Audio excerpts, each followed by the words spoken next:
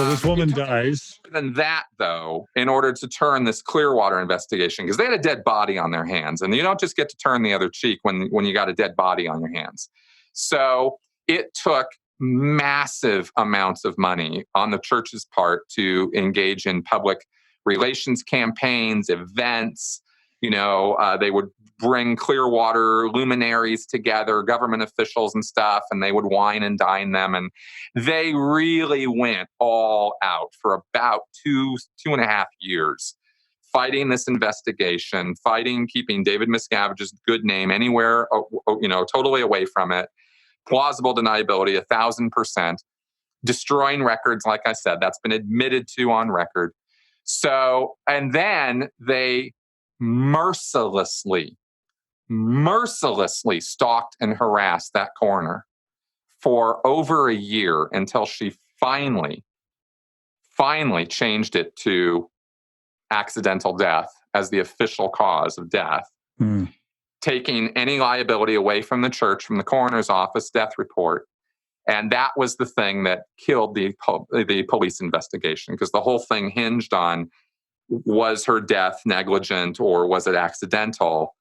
And once the coroner gave up, said, okay, I concede, I give up. And that was the last thing she did. I think she died like a year later or something, totally broken person.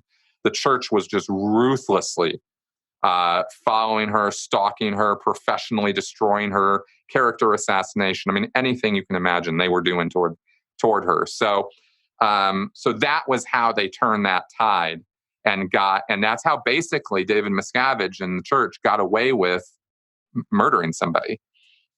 That's all record. That's all public record. Anybody can go look that up. The facts of the matter are completely undeniable.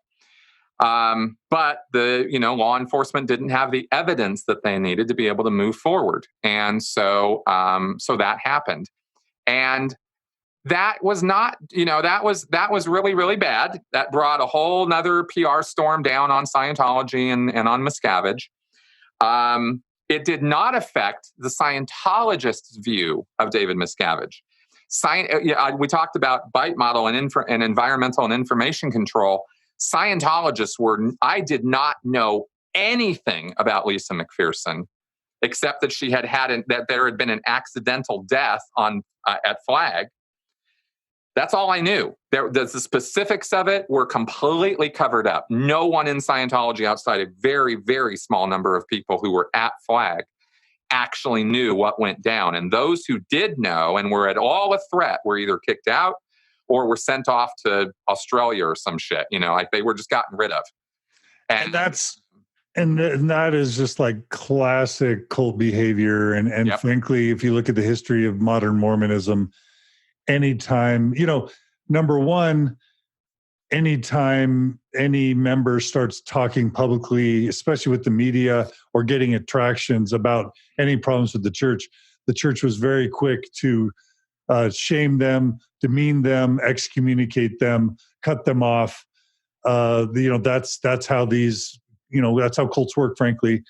That's how unhealthy organizations work. And it's just stunning how much members of cults live in a bubble where their brains are just not aware of things that the general public's aware of. That's right. Yeah, that there can be headlines in the New York Times or in the Wall Street Journal or in the London whatever, Good Morning America, pick your news source, where they're talking about serious problems with the Mormon Church, and 99% of the active faithful membership of the United States will never know anything about it.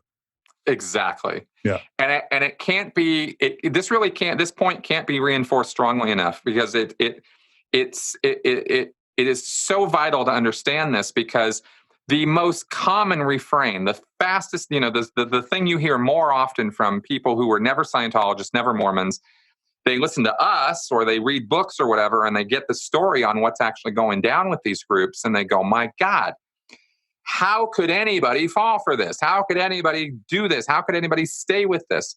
And they don't seem to grok that the people who are in don't know any of what you know.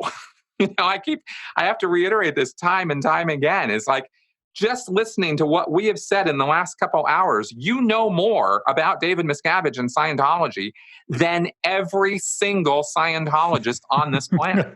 and if you add the 3 hours with L. Ron Hubbard, you're a relative Scientology scholar. Oh my God, I'm telling you, this is years of education and experience talking, right? It took me years to get all this stuff. And, the 27 years that I was in, I did not know this stuff. Everything I thought I knew. See, the church has its own history, it tells you. There's its own bibliography or, biography of Hubbard, of Miscavige, of how all these events went down. They have spun all of this into something that makes it look like all these events were either preordained, they were done on purpose, for some purpose that is positive to Scientology or Hubbard or Miscavige. It's always spun. And so the Scientologists have a view of these. If they have any acknowledgement or knowledge of the events at all, then their spin on it is a completely different take from what the actual objective facts of the matter are. Yeah. So they don't know what you know. They don't think the way you think. And so that's why they can stay in these groups and just, it's all great. What's the problem? Everything's fine. Yeah. And I try to get this point across. I have to stress it, which is why I'm, talking like this, but it's really hard to get people to understand that.